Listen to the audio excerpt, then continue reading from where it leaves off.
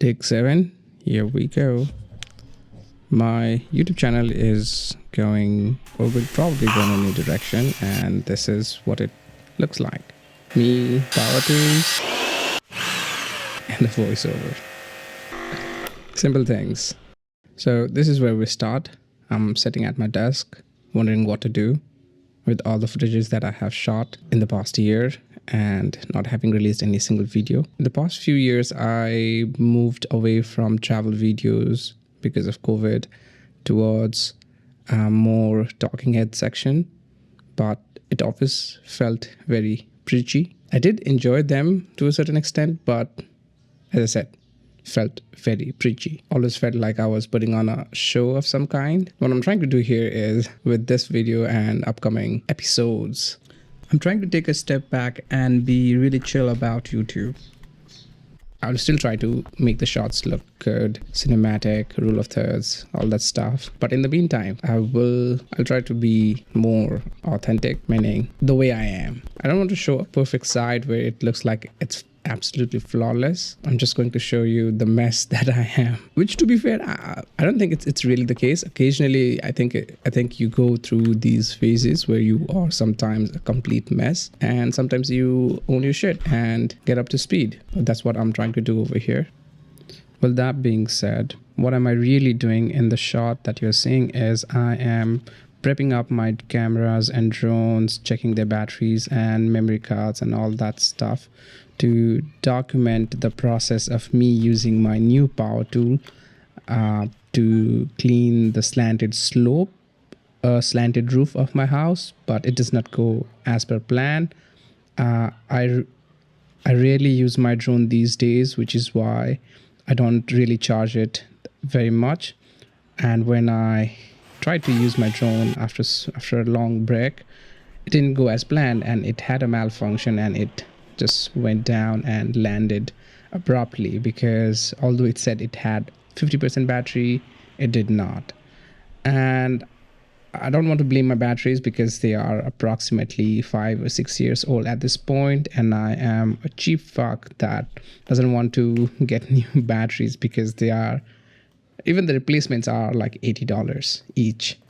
So that's just me. Let's get back to the actual job. So the issue at hand is that these slanted roofs, they are a place for pigeons, and while they live there, which I'm not totally opposed to, they leave a lot of mess behind, and they have been accumulating there for years. I've decided to clean those. So I got this pump. It says it's a Hiji pressure washer Nachin.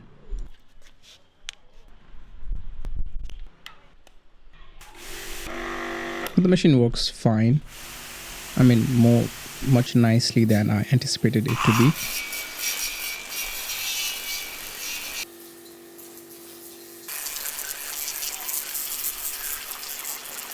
And you know what? I found it at a really affordable price at a local seller, rather than going through hundreds of listings online.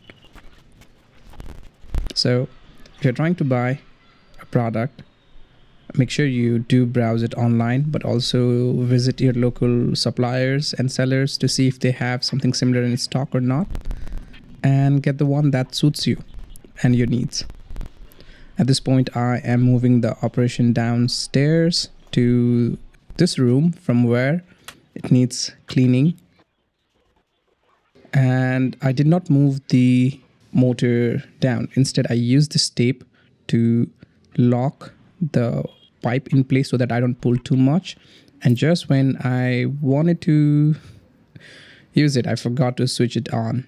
While I was moving, I switched it off just as a safety precaution. And although it doesn't look like I am taking much safety precaution, I am. You know, I'm somewhat of a scientist myself, so I know what I'm doing.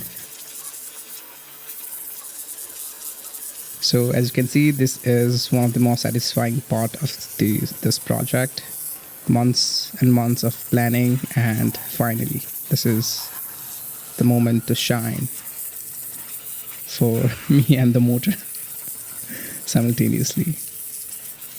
Yeah, I wish I had a much better angle. Thinking of buying a GoPro, but only if the channel takes off. Until then, you'll have to do with my iPhone 8 Plus and my Sony camera that's taking all these pictures and videos. A GoPro would be really sweet.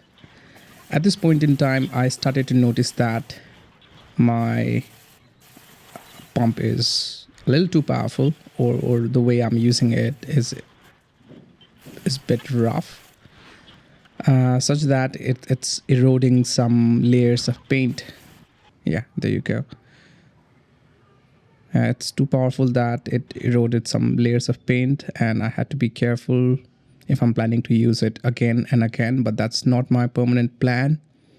My plan is to clean it for the time being and make a new shelter for the birds so that they can live in the new shelter. But I'm not sure if they are ready to migrate from their beloved place, because they've been living there for ages. While they do live there, they make a complete mess of that place. Now I'm moving the operation further down to the ground floor.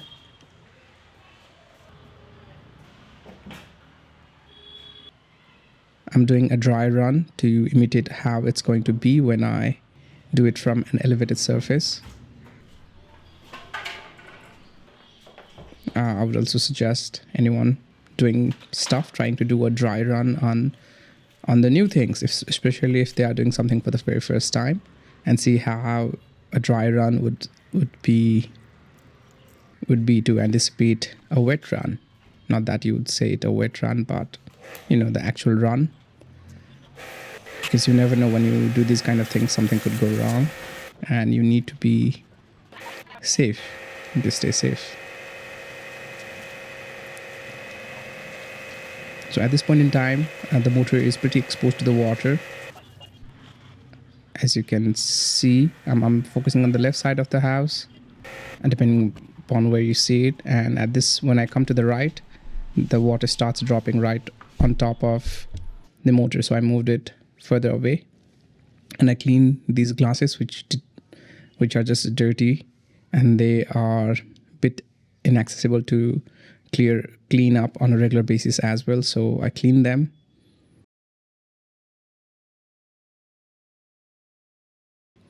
And while we were just cleaning this, you could see one of the residents of that particular place came back and just wanted to chill. So you know how much habituated they are living into that place. So I'm not sure if I'll be able to repel them away from their place. I will definitely try making a shelter and see if they will naturally gravitate towards their new shelter. I'll also try and put some contraption, motion sensor, booby traps, or noise making devices that will repel them or deter them from living in those slopes. I think they're particularly afraid of cats and even humans. So they're finding some nooks and crannies where they feel safe. So yeah, it's going to be a much bigger project later down the road. I think somewhat bigger project. I have built boxes in the past, so a pigeon shelter for 10 to 12 pigeons, I think I can make it. And if you'd like to see it, please subscribe. See you on the next one. Bye bye.